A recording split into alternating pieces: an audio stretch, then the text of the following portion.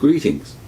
I wanted to start another series playlist, and that is basic books for Jehovah's Witnesses, and of course ex-Jehovah's Witnesses.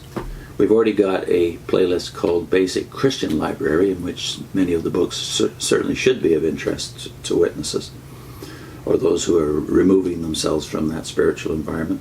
But for the best books on the Watchtower and its history, I have to start at the beginning with, of course, we've already done some on Franz, but this book is basic. And James Penton, another Canadian, by the way. Apocalypse Delayed, which has now gone through, I think, at least 3 editions. And James Penton is still alive. I think he's 90 next year. And I'll just read you the blurb, a little bit about him and the purpose of the book. This book, by the way, was published in 1985 after Penton had been expelled in 1981. It says on the inner sleeve, M. James Penton is Professor of History and Religious Studies at the University of Lethbridge. He was a 4th generation Jehovah's Witness at the time he was disfellowshipped in 1981. And then the inside flyleaf says, since 1876, Jehovah's Witnesses have believed that they are living in the last days of the present world. Charles Taze Russell, their founder, advised his followers that members of Christ Church would be recaptured, interesting word, in 1878, and by 1914, Christ would destroy the nations and establish his kingdom on earth. The first prophecy was not fulfilled, but the outbreak of World War I lent some credibility to the second. Ever since that time, Jehovah's Witnesses have been predicting that the world would end shortly.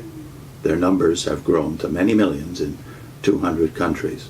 They distribute 1 billion pieces of literature annually and continue to anticipate the end of the world.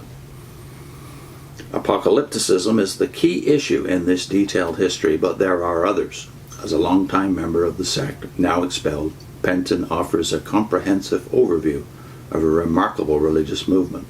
His book is divided into 3 parts, each presenting the witness's story in a different context: historical, doctrinal, and sociological. Some of the issues he discusses are known to the general public, such as the sect's opposition to military service and blood transfusions. Others involve internal controversies, including political control of the organization and the handling of dissent within the ranks. Penton has combined the special insights of an insider with the critical analysis of an observer now at a distance from his subject. From them, he has created a penetrating study of a spreading world phenomenon.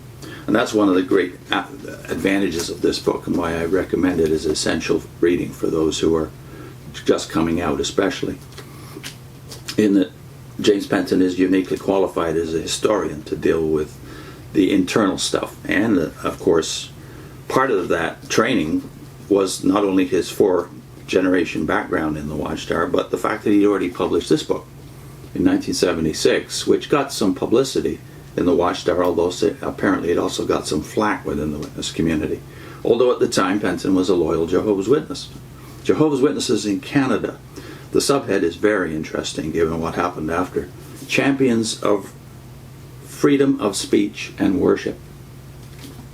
So it was in the process, as I understand it, of researching this book, especially down at New York headquarters, that Penton got the information that ultimately led him to leave the group, although the splinter group that developed from his work in the late 1970s, I believe, pretty much the same time as the Brooklyn movement started, that was centered around Rene Vasquez, Ed Dunlap, and especially Franz.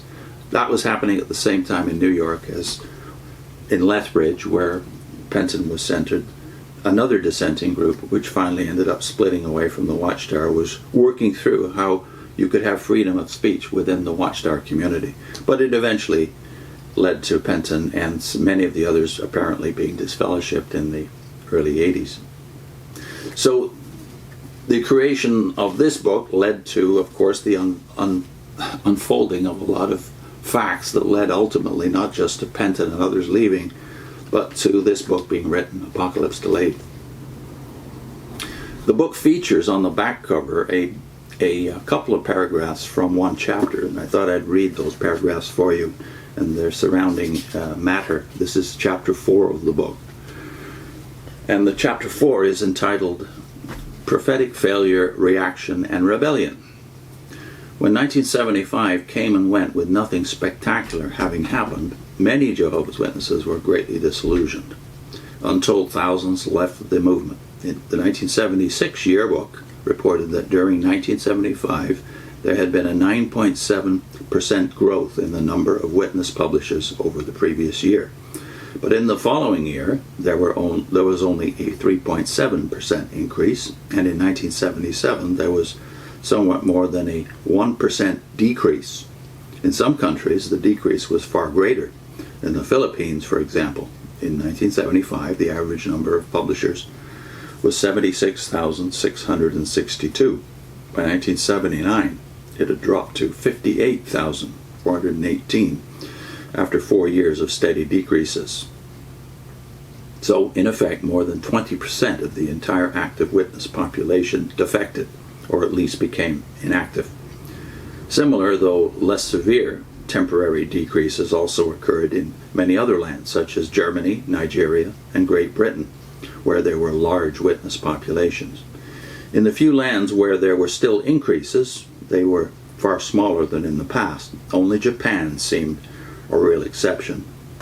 Now, this is significant, of course, because up to 1975, there had been exponential growth in the organization for since the late 40s, really. The Society's outward response to this prophetic failure. The Society's outward response to another prophetic failure of such significance was typical. Watchtower leaders seemed stunned, but refused to admit that they, and they alone, were responsible for the cognitive dissonance that was now so common among Jehovah's Witnesses worldwide. Some members of the governing body were concerned that Nathan Knorr and Franz had been so dogmatic about 1975, and were surprised that Franz especially had made so much of it in public discourses. At the time, Knorr was a very sick man whose mind was seriously affected by terminal brain cancer and could make very little response. But Franz, who was to become the Watchtower Society's 4th president 2 weeks after Knorr's death, on June 7, 1977, had a novel explanation as to why Armageddon had failed to happen in 1975. At Toronto, Ontario, in the spring of 1975, when speaking before a large witness audience, he had stated that he and his associates were looking forward confidently to what the autumn of the year would bring.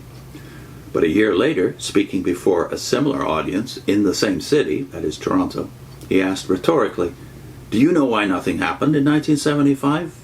Then, pointing at his audience, he shouted, "It was because you expected something to happen." In other words, since Jesus had predicted that no one would know the day or the hour of his coming to judge mankind, the witnesses should not have believed that they could know that it would occur in 1975. Incredibly, Franz placed the blame for the entire fiasco on the witness community and acted virtually as though he had no responsibility in the matter at all. Yet what about the prediction that 1975 had marked the end of 6,000 years of human history? Some explanations had to be given as to why the millennium had not begun then. So Franz argued that God's 7th creative day, or Sabbath, the period of 7,000 years according to Pastor Russell's old reckoning, had not begun until after Eve had been created. Thus the Society should have counted from Eve's creation rather than from Adam's. And by Franz's latest reckoning, no one really knew when that had taken place. Strangely, in making such an assertion, he blithely ignored the Society's own recently published statements, which held that Eve had been created in the same year as Adam. Like Franz himself, most witnesses either failed to note that fact or simply ignored it for the Watchtower Society's latest new light. Throughout the witness community, circuit and district overseers, frequently the very men who had placed the greatest stress on 1975 as a year of prophetic significance, now often suddenly acted as though the fault for expecting the end in that year had lain with ordinary Jehovah's Witnesses. They held that the society had never said definitely that something would happen then, a fact which was quite true. But they completely ignored the additional fact that Knorr, Franz, and Watchtower literature had implied over and over again that that year would see the end of the present dispensation of human history. Some circuit overseers and elders even stated that they couldn't understand why some people were so upset over the fact that Adam had had a birthday. And Harley Miller, a senior official in the Society's service department at Brooklyn, went much further. Speaking sarcastically at a specially called meeting at the Del Mar racetrack in San Diego, California, sometime early in 1977, he remarked that those witnesses who were disappointed or upset over 1975 should go out and sit under a large palm tree near the racetrack stadium and cry. Strangely, many witnesses, particularly those in responsible positions, seemed to suffer from some sort of collective amnesia, which caused them to act as though the year 1975 had never held any particular importance to them at all. Ordinary witnesses were sometimes somewhat more honest and began to deluge Brooklyn with letters. Why had nothing happened in 1975? Equally importantly, why did not the Society frankly admit that it had made a serious mistake? Ultimately, after a long period of trying to ignore the whole matter at Watchtower headquarters, in 1979, an apology to the witness faithful was finally given on behalf of the governing body at the district assemblies of that year.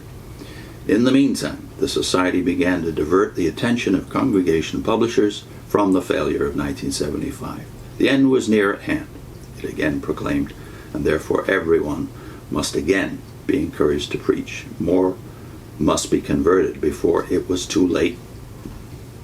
So that's a sample of James Penton's lively writing style, and you can see he's a very, very good researcher. So I'd strongly urge that anyone who's concerned with the history of the witnesses and wants to figure out where we came from and where to go, make this a basic library item. Apocalypse Delayed, now at least in its third edition. The Story of Jehovah's Witnesses by M. James Penton.